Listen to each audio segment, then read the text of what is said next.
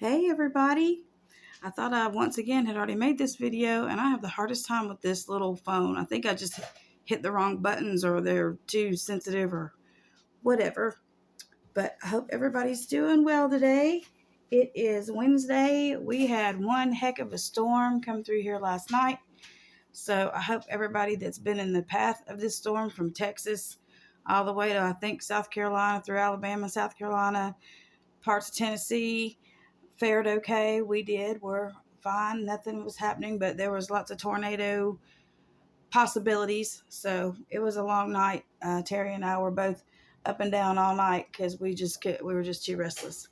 But anyway, I've got another little haul from that sweet lady Sue Merriot in the UK that I get a lot of my knit stuff from. And here is her card.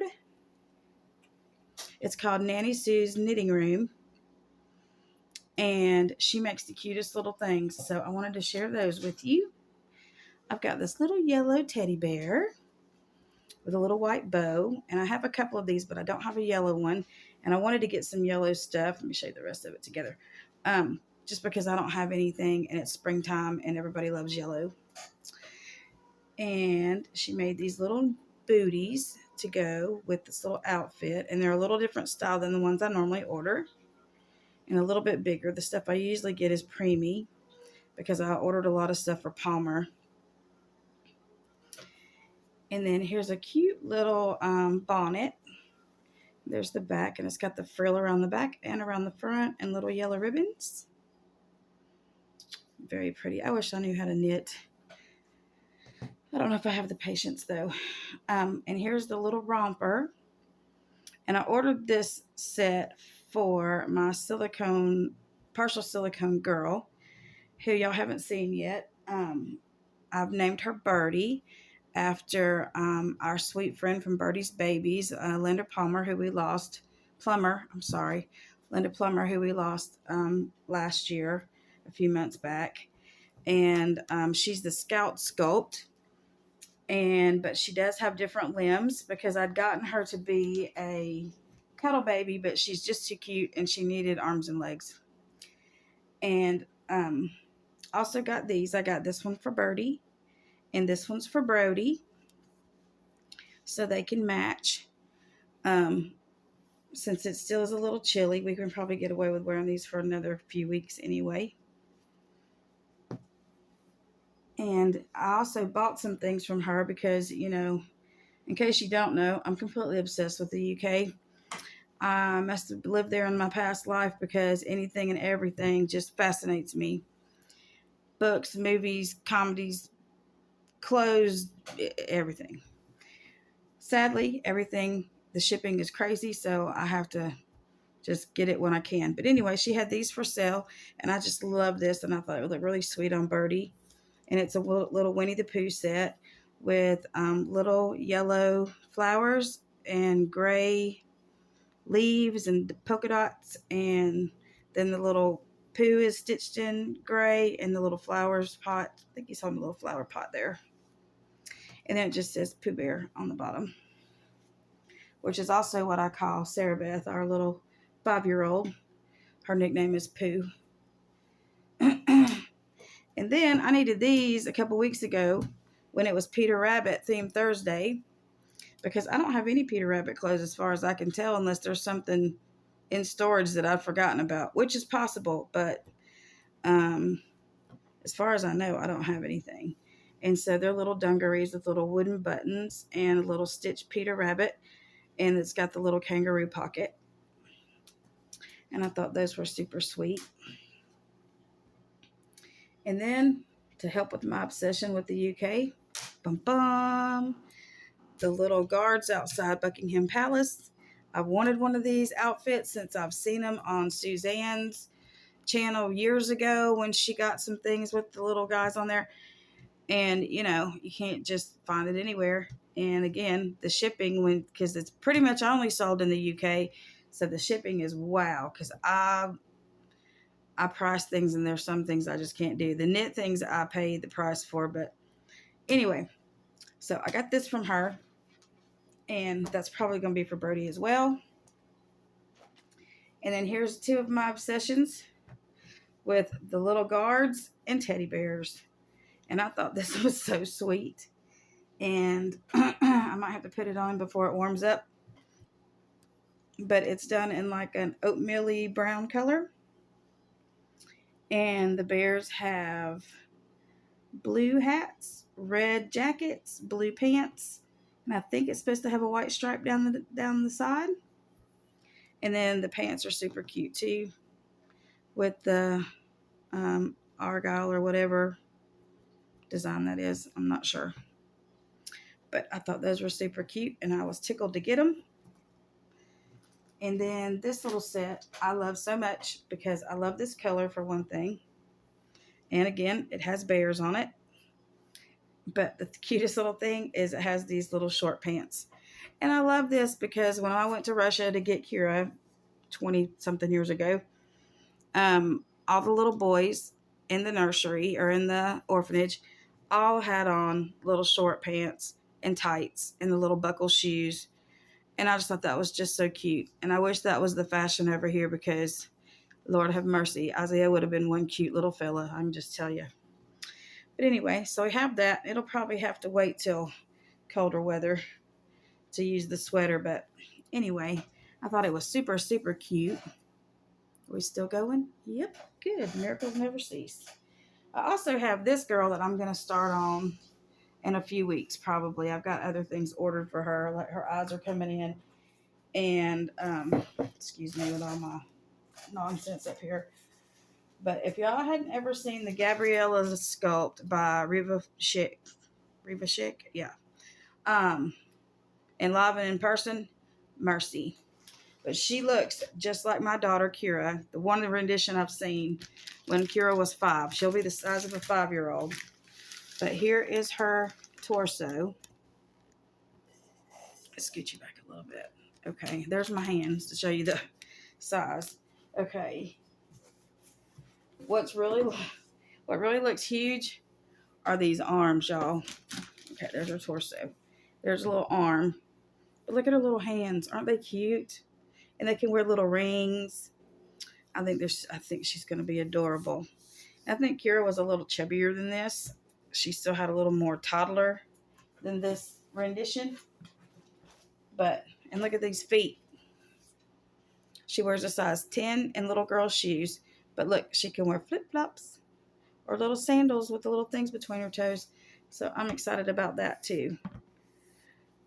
And come here, let me give you your big old noggin. I'll take her little noggin out of the bag so you can see it better. And here's her head. But from the side profile, she looks so much like Kira. She really does. I'll have to show you the picture that I found that somebody did a rendition of her. Sorry. Somebody did a rendition of her, and I about fell off my chair because it looks exactly like Kira when she was little. And I'll put a picture up on my other phone to show you. But here's the rest of her bits and pieces. Here's her other arm. And so she can hold something pretty well with that one. And her little fingers. Can you see? And then here's her other little foot. And that's just her torso and something. But she can wear flip-flops. And her feet actually kind of look like Kira's, which is kind of strange, but she's super cute. I'm really excited about having her. One, because that way I always have my little girl for a little while. She's 22 now, and I sure do miss her when she's her little antics, because she was crazy. But it also comes with this torso. And, you know, all these little whatsits and doodahs to do the ball, to do her head and her arms and everything. But then it comes with these armatures that are made into the legs. So I guess she can stand up, which I think is kind of cool. because normally the armatures are pretty expensive and they pop and crack and crackle. So I'm assuming that's what that is for, because it has these things that are made in there. So that's kind of cool. So anyway, I'm really excited about having her done, but it'll probably be a few weeks before she's ready. And I did order her a human hair wig so that her hair will be the same color as Kira's was, because Kira's was like strawberry blonde and blonde mixed together. And I'm not a good enough rooter to get it to look right. I mean, y'all know I don't love rooting. And this is a great big noggin, and it's that hard German vinyl, and it just was not worth the aggravation. It really wasn't. And I think it'll look better that way. And it's made where I can part it any way I need to do the hairstyle. It'll be really cute. I think it's gonna be really cute. So anyway, I'm excited about this. I have one baby to do before I start on her. And so I'm thinking about naming her Dinah, because I've always wanted to have a name a baby Dinah, but I always forget, or I come up with something else. And Dinah's close to Kira, and Kira used to love Alice in Wonderland. But since so many of my friends on YouTube have babies named Alice, I figured I would go with a different character name. So we're going to go with the cat, Dinah. And Kira loved kitty cats and all of that. So anyway, but that is my new news for today. I will probably do a video with Birdie soon.